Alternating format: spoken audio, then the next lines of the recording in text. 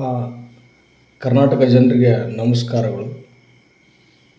ಈ ಸಂದರ್ಭದಲ್ಲಿ ಒಂದು ಪ್ರಮುಖ ವಿಷಯವನ್ನಿಟ್ಕೊಂಡು ವಿಡಿಯೋವನ್ನು ಮಾಡ್ತಾಯಿದ್ದೀನಿ. ಯಾಕಂತಂದರೆ ಈ ವಿಶೇಷವಾಗಿ ಹತ್ತಿ ಬೆಳೆ ಬೆಳೀತಕ್ಕಂಥ ರೈತರಿಗೆ ಇದೊಂದು ಸೂಚನೆ, ಇದೊಂದು ಮುಖ್ಯವಾದ ವಿಷಯವಾಗಿರ್ತಕ್ಕಂಥ ಒಂದು ವಿಡಿಯೋ. ತಾವೆಲ್ಲರೂ ಅತಿ ಬಹಳ ಗಂಭೀರವಾಗಿ ಈ ಒಂದು ವಿಚಾರವನ್ನು ಪರಿಗಣಿಸ್ಕೋಬೇಕು ತಾವು. ಯಾಕಂತಂದ್ರೆ ಈಗ ಅತಿ ಹೆಚ್ಚು ರೈತರು ಬೀಟಿ ಹತ್ತಿ ಮೇಲೆ ಅವಲಂಬಿತರ ಆಗಿದ್ದಾರೆ. ಯಾಕಂತಂದ್ರೆ ಕರ್ನಾಟಕ ರಾಜ್ಯದಲ್ಲಿ ಬೋಲ್ಗಾರ್ಡ್ ಎಂಬ ಒಂದು ತಂತ್ರಜ್ಞಾನದಿಂದ ಇಡೀ ಭಾರತದಲ್ಲೇ ಬೋಲ್ಗಾರ್ಡ್ ಎಂಬ ಒಂದು ತಂತ್ರಜ್ಞಾನವನ್ನು ಅಳವಡಿಸಿಕೊಂಡು ಇವತ್ತಿನ ದಿನ ನಾವು ಬೀಟಿ ಹತ್ತಿಯನ್ನು ಬೆಳೀತಾ ಇದ್ದೀವಿ. ಈ ಬೀಟಿ ಹತ್ತಿ ಬೆಳೀತಾ ಇದ್ದೀವಿ. ಈ ಒಂದು ಬೋಲ್ಗಾರ್ಡ್ ತಂತ್ರಜ್ಞಾನವನ್ನು ಈ ಹತ್ತಿ ಬೆಳೆಯಲ್ಲಿ ಅಳವಡಿಸಿ ತಂತ್ರಜ್ಞಾನದ ಮುಖಾಂತರ ನಾವು ಹತ್ತಿಯನ್ನು ಬೆಳೀತಾ ಇದ್ದೀವಿ. ಈ ತಂತ್ರಜ್ಞಾನ ಬೋಲ್ಗಾರ್ಡ್ ಎಂಬ ತಂತ್ರಜ್ಞಾನ ಇವತ್ತು ಯಾಕೆ ವಿಫಲವಾಗಿದೆ? ರೈತರ ಬಗ್ಗೆ ಸರ್ಕಾರಕ್ಕೆ ಪ್ರಶ್ನೆ ಮಾಡತಕ್ಕಂಥ ರೈತ ಸಂಘಗಳೇ ಇಲ್ಲ, ರೈತರೇ ಇಲ್ಲ. ಯಾಕಂತಂದರೆ ಬೋಲ್ಗಾರ್ಡ್ 2 ಇವತ್ತು ಸಂಪೂರ್ಣ ವಿಫಲವಾಗಿದೆ.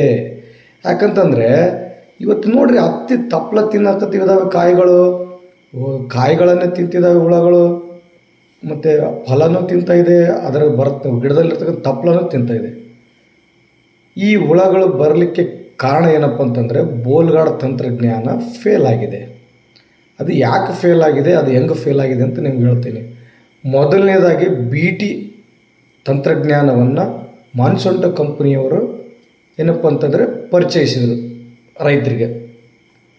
ಪರಿಚಯಿಸಿದ ಮೇಲೆ ಬೀಟಿ ಹತ್ತಿಯನ್ನು ರೈತರು ಬೆಳಿಲಿಕ್ಕೆ ಪ್ರಾರಂಭ ಮಾಡಿದರು. ಆ ಸಂದರ್ಭದಲ್ಲಿ 120 ದಿನಗಳ ತನಕ ಅದರ ರೆಸಿಸ್ಟೆನ್ಸ್ ಆ ಬೆಳೆಯಲ್ಲಿ ಇರ್ತಿತ್ತು ಬೀಟಿದು. ತದನಂತರ ಬೋಲ್ಗಾರ್ಡ್ 1 ಮಾಡಿದರು. ಅದು 90 ದಿನಕ್ಕೆ ಏನಪ್ಪ ಅಂತಂದರೆ ಅದರಲ್ಲಿ ರೆಸಿಡೆನ್ಸಿ ಅದೇನಪ್ಪ ಅಂದರೆ ಪವರನ್ನು ಕಾಪಾಡ್ಕೊಂಡು ಬಂತು. ಬೋಲ್ಗಾರ್ಡ್ 2 ಬಂದ ಮೇಲೆ ಅದು ಕೂಡ ಅಲ್ಪಾವಧಿ ಅದರ ತಾಕತ್ತನ್ನು ತೋರಿಸಿತು.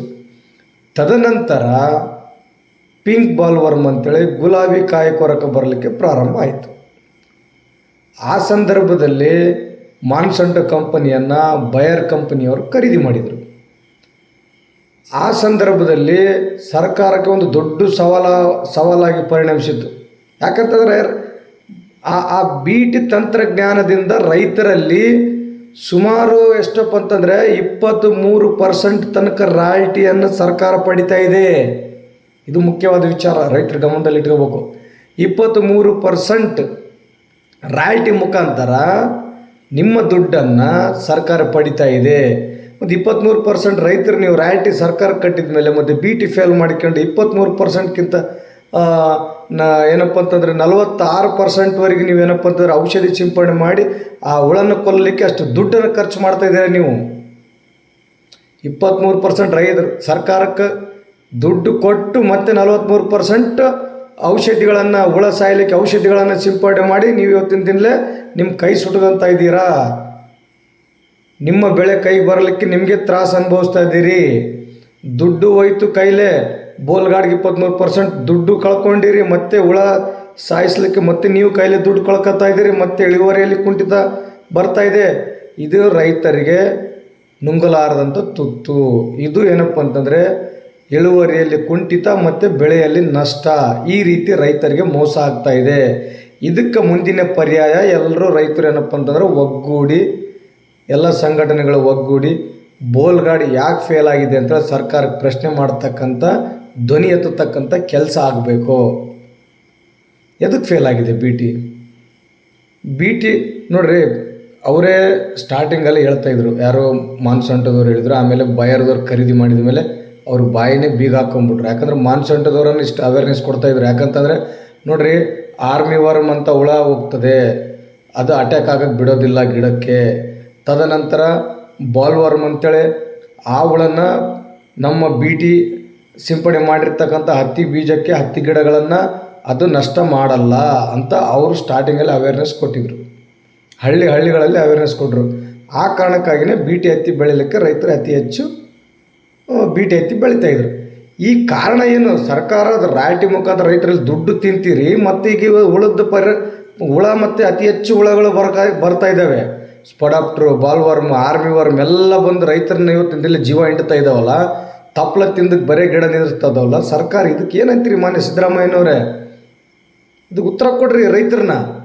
ನಮ್ಮ ರೈತರನ್ನು ಬಾಯಿಗೆ ಬೀಗ ಹಾಕ್ಕೊಂಡು ಮುಚ್ಕೊಂಡು ಎಣ್ಣೆ ಹೊಡಿತಾ ಇದ್ದಾರೆ. ಸಿಕ್ಕಾಪಟ್ಟೆ ಎಣ್ಣೆ, 10,000 ರೂಪಾಯಿ 20,000 ರೂಪಾಯಿ ಎಣ್ಣೆ ಒಯ್ದ್ರೇನು ಹೊಡೆದ್ರೇನು, ಬಾಯಿಗೆ ಬೀಗ ಹಾಕ್ಕೊಂಡು ಅಲ್ಲೇ ಊರು ಹಾಕ್ಕೊಂಡ್ರೇನು, ಮತ್ತೆ ಬರ್ತಾರೋ ಹುಳ ಸಾಯವಲ್ಲು, ಮತ್ತೆ ಇನ್ನೊಂದು ಔಷಧಿ ಹೊಡೆಯೋದು, ಮತ್ತೆ ಹುಳ ಸಾಯವಲ್ಲು. ನೀವು ಮೌನವಾಗಿದ್ದರೆ ನಿಮ್ಮನ್ನು ಮೋಸ ಮಾಡೋರು ಅತಿ ಹೆಚ್ಚು ಸಂಖ್ಯೆಯಲ್ಲಿ ಉತ್ಪತ್ತಿ ಆಗ್ತಿದ್ದಾರೆ. ರೈತ ಬಾಂಧವರೇ, ನೀವು ಧ್ವನಿ ಎತ್ತಬೇಕು ಸರ್ಕಾರಕ್ಕೆ. ಬೋಲ್ಗಾರ್ಡ್ ಸಂಪೂರ್ಣ ವಿಫಲವಾಗಿದೆ. ಈ ಒಂದು ಧ್ವನಿ ನಿಮ್ಮ ರೈತರ ಬಾಯಲ್ಲಿ ಕೂಗು ಸರ್ಕಾರಕ್ಕೆ ಮುಟ್ಟುವವರೆಗೆ ನೀವು ಕೂಗಬೇಕಂತೇಳಿ ನನ್ನ ಭಾವನೆ.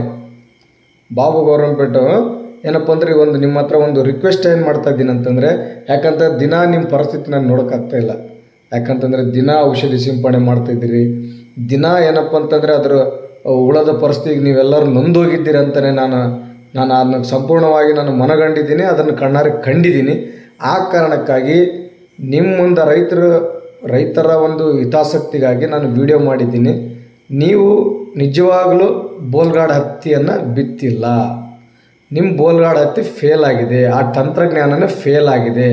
ಆ ತಂತ್ರಜ್ಞಾನದಲ್ಲಿ ಏನಾದರೂ ತಾಕತ್ತಿದ್ದರೆ ಇವತ್ತು ನಿಮಗೆ ಈ ರೆಸಿಸ್ಟೆನ್ಸನ್ನು ಇತ್ತು ಅಂತಂದರೆ ನಿಮ್ಗೆ ಹುಳ ಬರುತ್ತಿದ್ದಿಲ್ಲ, ನಿಮ್ಮ ಬೆಳೆಗಳಲ್ಲಿ ಹುಳದ ಕಾಟ ಇರುತ್ತಿರಲಿಲ್ಲ. ಇದು ನಿಮಗೆ ಹೆಚ್ಚಿನ ಮಾಹಿತಿಗಾಗಿ ನೀವು ಬೇಕಿದ್ದರೆ ಗೂಗಲಲ್ಲಿ ಹೋಗಿ ಅದರಲ್ಲಿ ಸರ್ಚ್ ಮಾಡಿರಿ. ಬೋಲ್ಗಾರ್ಡ್ 2 ತಂತ್ರಜ್ಞಾನವನ್ನು ಯಾವ ರೀತಿ ಯಾವ್ಯಾವ ಹುಳಕ್ಕೆ ಬರಲಾರ್ದಂಗೆ, ಅಟ್ಯಾಕ್ ಆಗಲಾರ್ದಂಗೆ ತಂತ್ರಜ್ಞಾನವನ್ನು ಅಳವಡಿಸಿದ್ದಾರೆ, ಅದು ಯಾಕೆ ವಿಫಲವಾಗಿದೆ, ಅದು ಸಂಪೂರ್ಣ ನಿಮಗೆ ಗೂಗಲ್ ನಿಮ್ಗೆ ತೋರಿಸ್ತದೆ. ಆಮೇಲೆ ಹೆಚ್ಚಿನ ಮಾಹಿತಿಯಾಗಿ ನೀವು ನಿಮ್ಮ ADI ಅಧಿಕಾರಿಗಳನ್ನು, ಕೃಷಿ ನಿರ್ದೇಶಕರನ್ನ ಸಂಪರ್ಕಿಸಿ ಅವ್ರಿಗೂ ಕೂಡ ಪ್ರಶ್ನೆ ಮಾಡಿ, ಎದಕ್ಕೆ ಹುಳ ಬರಕತ್ತಿದ್ದಾವೆ. BT ಅಂದಮೇಲೆ ಹುಳ ಬರಬಾರ್ದು. ಬೋಲ್ಗಾರ್ಡ್ 2 ಅಂದರೆ ಹುಳ ಬರಬಾರ್ದು, ನಮ್ಮ ಬೆಳೆಗೆ ಹುಳಗಳ ಕಾಟನೇ ಇರಬಾರ್ದು. ಅದಕ್ಕೆ ಬೋಲ್ಗಾರ್ಡ್ ತಂತ್ರಜ್ಞಾನವನ್ನು ಅಳವಡಿಸಿದ್ದಾರೆ ಅಂತ ಸ್ಟಾರ್ಟಿಂಗಲ್ಲಿ ಮಾನ್ಸಂಡದವರು ಹೇಳಿದರು. ಹುಳಗಳು ಬರ್ತಾ ಇದ್ದಾವಂತಂದರೆ ಬೋಲ್ಗಾರ್ಡ್ ವಿಫಲವಾಗಿದೆ. ಸರ್ಕಾರ ರೈತರನ್ನ ಮೋಸ ಮಾಡ್ತಾ ಇದೆ. ಈ ಬೋಲ್ಗಾರ್ಡ್ ತಂತ್ರಜ್ಞಾನವನ್ನು ವಿಫಲವಾಗಿದ್ದನ್ನು ನೈತಿಕ ಹೊಣೆ ಯಾರು ಹೊತ್ಕೋಬೇಕು? ಸರ್ಕಾರಗಳು ಹೊತ್ಕೋಬೇಕು. ರೈತರನ್ನ ಏನಂತ ಉತ್ತರ ಕೊಡಬೇಕು? ಬೋಲ್ಗಾರ್ಡ್ ನಮ್ಮ ತಂತ್ರಜ್ಞಾನ ವಿಫಲವಾಗಿದೆ, ಅದಕ್ಕೆ ಹುಳಗಳು ಬರ್ತಿದ್ದಾವೆ, ನಿಮ್ಮ ಬೆಳೆಗಳನ್ನು ಕಾಟ ಕೊಡ್ತಿದ್ದಾವೆ, ನಷ್ಟ ಮಾಡ್ತಿದ್ದಾವೆ, ಅದಕ್ಕೆ ಪರಿಹಾರ ನಾವು ಸರ್ಕಾರನೇ ಕೊಡ್ತೀವಿ. 23% ರಾಯಲ್ಟಿ ತಿಂದಿರಲ್ಲಪ್ಪ ಬುದ್ಧಿವಂತರೇ, ನಮ್ಮನ್ನು ಆಳ್ತಕ್ಕಂಥ ಜನಪ್ರತಿನಿಧಿಗಳೇ. ಆ ದುಡ್ಡು ರೈತರನ್ನ ವಾಪಸ್ ಕೊಡಿ. ಇವತ್ತು ಬೆಳೆಗಳು ತುಂಬ ನಷ್ಟದಲ್ಲಿ, ರೈತರ ಬೆಳೆಗಳು ಏನಪ್ಪ ಅಂದರೆ ಹತ್ತಿ ಬೆಳೆಯಲ್ಲಿ ತುಂಬ ನಷ್ಟ ಅನುಭವಿಸಿದ್ದಾರೆ ರೈತರು. ನಿಮ್ಮ ಬೋಲ್ಗಾರ್ಡ್ ತಂತ್ರಜ್ಞಾನ ವಿಫಲ ಆದಮೇಲೆ ಆ ದುಡ್ಡು ನೀವು ಯಾಕೆ ಇಟ್ಕೊತೀರ? ರೈತರನ್ನ ರಿಟರ್ನ್ ಕೊಡ್ರಲ್ಲ. ಪಾಕೆಟ್ ಮೇಲೆ ಬರಿತೀರಿ ತಾನೆ, MRPಯಲ್ಲಿ ಇರ್ತದೆ ತಾನೆ, ಬೋಲ್ಗಾರ್ಡ್ಗೆ ಇಷ್ಟು ದುಡ್ಡು, ಆಮೇಲೆ ಕಂಪನಿ ತಯಾರು ಮಾಡಿರ್ತಕ್ಕಂಥ ಸೀಡಿಗೆ ಇಷ್ಟು ದುಡ್ಡು, ಆಮೇಲೆ CST GST ಇವೆಲ್ಲ ಇನ್ಕ್ಲೂಡ್ ಮಾಡಿನೇ ತಾನೆ ನೀವು MRP ದರ ನಿಗದಿ ಮಾಡಿರ್ತದೆ ತಾನೆ. ಆ ಬೋಲ್ಗಾರ್ಡ್ ದುಡ್ಡು ಬಿಟ್ಟು ಇನ್ಮೇಲೆ ನೀವು ದುಡ್ಡು ತೊಗೋಬೇಕು ಸರ್ಕಾರದವರು. ನಾವು ಬೋಲ್ಗಾರ್ಡ್ ತಂತ್ರಜ್ಞಾನಕ್ಕೆ ಯಾವುದೇ ಕಾರಣಕ್ಕೂ ನಾವು ದುಡ್ಡು ಕೊಡಲ್ಲ. ಹುಳಗಳ ಕಾಟ ಇದ್ಮೇಲೆ ಬೋಲ್ಗಾರ್ಡಿಗೆ ನಾವ್ಯಾಕೆ ದುಡ್ಡು ಕಟ್ಟಬೇಕು? ರೈತರು ಯಾಕೆ ದುಡ್ಡು ಕಟ್ಟಬೇಕು? ಆ ಬೋಲ್ಗಾರ್ಡ್ ಸಂಪೂರ್ಣ ವಿಫಲವಾಗಿದೆ. ಅದಕ್ಕೆ ರೈತರಿಗೆ ಪರಿಹಾರ ಕೊಡಬೇಕು. ನೀವು ಇವತ್ತಿನ ಈ ಹುಳಗಳ ಕಾಟದಿಂದ ರೈತರಷ್ಟು ನಷ್ಟ ಅನುಭವಿಸಿದ್ದಾರೆ, ಅದು ಸಂಪೂರ್ಣ ನಷ್ಟ ಭರಿಸಬೇಕು. ಮಾನ್ಯ ಸಿದ್ದರಾಮಯ್ಯನವರೇ, ಮಾನ್ಯ ಚಲುವರಾಯಸ್ವಾಮಿಯವರು, ಕೃಷಿ ಮಂತ್ರಿಗಳೇ, ಈ ನನ್ನ ಬಾಬು ಗೌರಂಪೇಟ ಅವರ ಒಂದು ಸಣ್ಣ ವಿಡಿಯೋದಿಂದ ರೈತರಿಗೆ ಒಳ್ಳೆಯದಾಗ್ತದೆ ಅಂತಂದರೆ ಹೆಚ್ಚಿನ ಸಂಖ್ಯೆಯಲ್ಲಿ ಈ ವಿಡಿಯೋವನ್ನು ಶೇರ್ ಮಾಡಿರಿ. ಆಮೇಲೆ ರೈತರು ಮನಗಂಡು ಅಧಿಕಾರಿಗಳನ್ನು ಪ್ರಶ್ನೆ ಮಾಡ್ತಕ್ಕಂಥ ಕೆಲಸ ಮಾಡಿ. ಧನ್ಯವಾದಗಳು.